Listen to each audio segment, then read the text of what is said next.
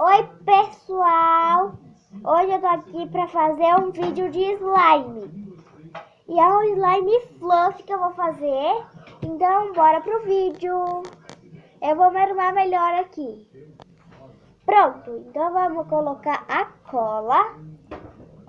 Vai ser um slime diferente porque eu vou misturar 3 cores.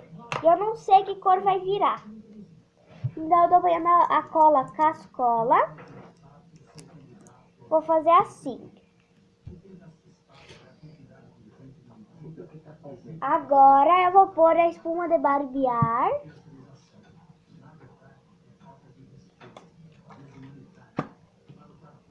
Que é pra deixar slime fluffy. Agora eu vou mexer. Tem que mexer bem.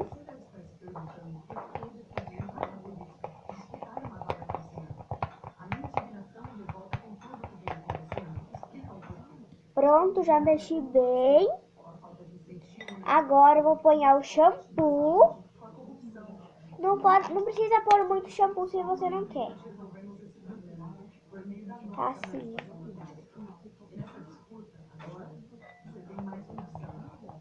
Eu nem vi que o shampoo tava caindo e quando eu vi caiu bastante, mas não tem problema.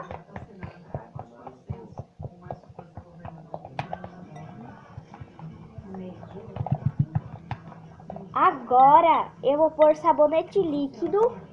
Sabonete líquido não pode pôr muito.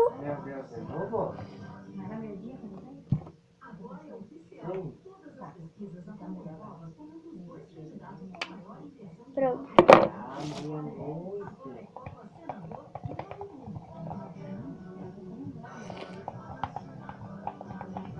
Ó.